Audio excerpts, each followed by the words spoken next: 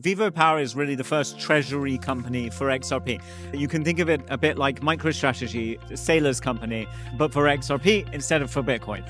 Firelight will offer XRP staking, i.e. the ability to stake XRP to get a yield. This is a very interesting and hopefully valuable proposition for the XRP community to be able to remain long their XRP asset, but also get a yield on it at the same time. When you design protocols, you can't be certain. You think they're going to work, but before you've built them and before you see how they work in the real world, they are purely theoretical, right? The fundamental drawback of decentralization is that there's no one to talk to if something goes wrong. I'm not here to make money over the next couple of weeks or months or whatever. I'm here to build something that I stand behind and that I'm comfortable with. That said, I think the future is very bright for Flare. Bullish is what he's saying, ladies and gentlemen.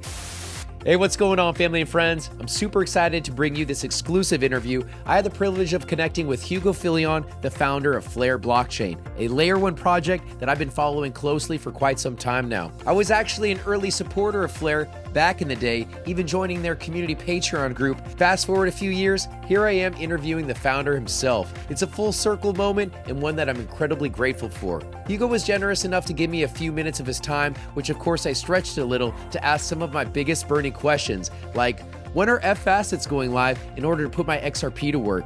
Why did he choose the XRP community to receive the Flare airdrops after the XRP snapshot way back in December of 2020? Could Flare potentially dethrone Ethereum with its smart contract functionality? Let's just say Hugo's responses were bullish.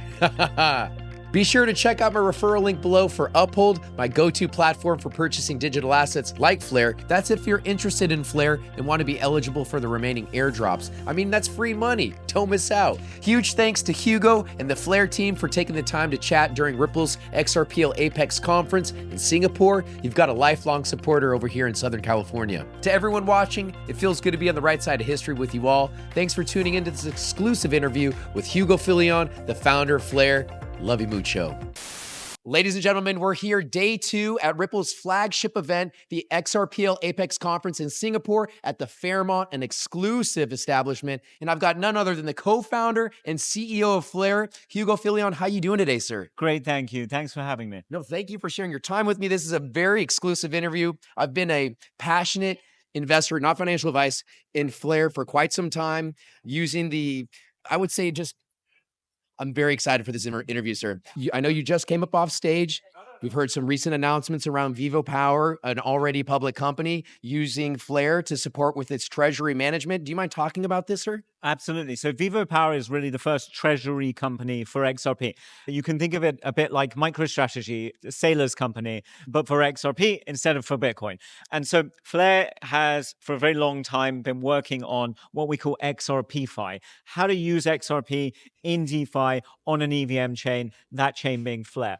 Flare is a chain based around data. This is one of the first real use cases of how we use our data. We get data from the XRP ledger, we get prices. It allows us to create both bridges and a DeFi ecosystem. And we're working with Vivo Power with a protocol that is launching on Flare called Firelight.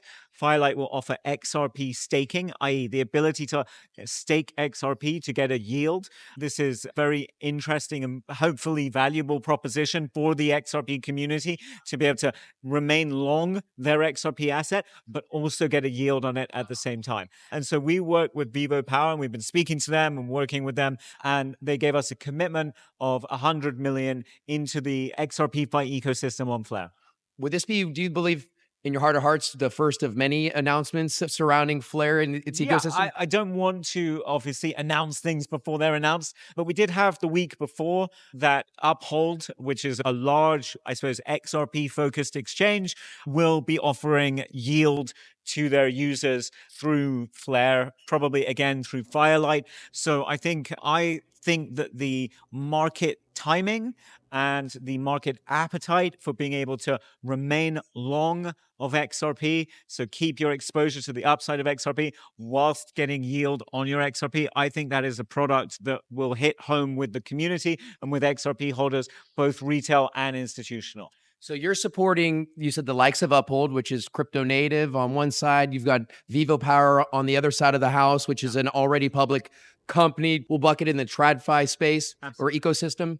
So you guys are at the tip of the spear when bridging these two worlds. Can we talk about your approach and Absolutely. Recent achievements. Obviously, we launched FXRP v1.1 on Songbird, which is our Canary net, which is a real live testing net with real live money. That's going well. Highlighted a few areas for us, but overall very good. I think leaning into a launch relatively soon, which is very desirable for us on mainnet, on Flare mainnet. Can I ask why you decided to launch Canary Net? Was that your test bed before you brought things onto Flare? Absolutely. No, Flare is a stack of protocols from the chain itself to the oracles which are integrated into the chain. When you design protocols, you can't be certain. You think they're going to work, but before you've built them and before you see how they work in the real world, they are purely theoretical, right? Because they don't exist. We didn't want to put those protocols live day one on a network that we would stand behind and say, this is the network, this is what we're doing. So we built a Canary net in which to test these protocols. We've tested the price oracles. We've tested the upgrade of the price oracles. We've tested the Flare data connector, which is for Web 2 and Web 3 data. This has been our route to how do we do this in the lowest risk possible way that we can, because it's our responsibility, and we feel it very strongly, to ship the best product that we can ultimately on mainnet. Up on stage, you were talking about the importance of, or Flare really hammering home this vision of decentralization. Being conscious of security, do you have to find balance between centralization and decentralization? What are your thoughts? We're very keen on decentralization. The fundamental drawback of decentralization is that there's no one to talk to if something goes wrong. And therefore, in terms of launching a fully decentralized protocol, you have to be extremely careful. I think we've done that. I think that's why it's taken us a very long time to build our protocols. I think that has been very frustrating to the community, and I completely understand that. But ultimately, we're here hopefully for the next 25, 30 years in order to be a very long-term play.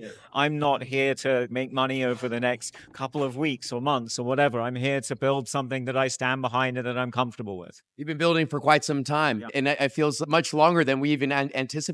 I received an airdrop of Flare because I owned specific XRP. You mentioned you had a long-term vision of this ecosystem. What was it about XRP that in the community that you found alignment, or the Flare community found alignment with the XRP? Why was it the XRP community that was deserving of the Flare airdrop?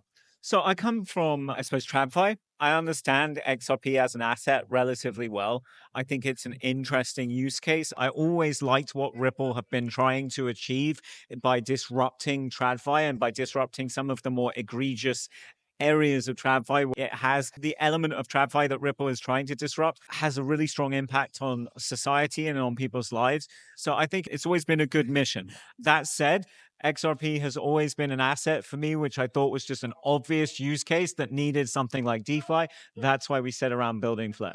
On the topic of my personal journey with Flare, I've been receiving airdrops for quite some time because I've been delegating to the FTSO. How many more airdrops am I expecting? How much longer is this going on for? So that runs until February 2026. And then our inflation rate is very low for the long term. So ultimately, the people that have received the airdrops are the beneficiaries of having received a large amount of Flare. It'll be very hard to get Flare after that.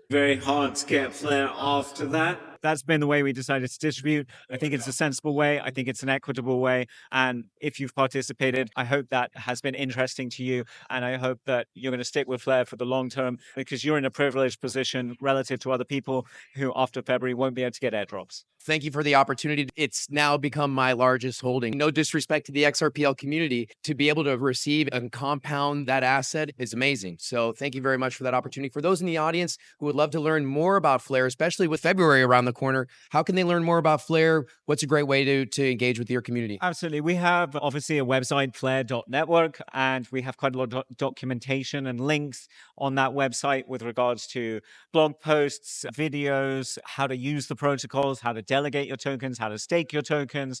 We have quite a strong Twitter presence. We have quite a strong Telegram presence. We have a reasonably strong Discord presence. There's loads of videos on YouTube. Most important, especially if you're an XRP holder, stay tuned to learn about how to stake your XRP on Flare through Firelight. I'm sure there's going to be wonderful educational videos because you guys have been making them for years. I even think I was one of the sponsors of some of those OG Flare videos from many moons ago. Again, this interview is is very important to me. So Hugo, thank you very much for sharing your Thank time you with me. very much for your time. Yeah, actually, before I let you go, Yeah. do you anticipate Flare dethroning the likes of Ethereum, or give a bullish statement on Flare for those in the audience? Putting out statements that imply that you should buy the token is extremely hard for me. I can't say that because that would be financial advice and that contravenes an awful lot of regulatory things. That said, I think the future is very bright for Flare.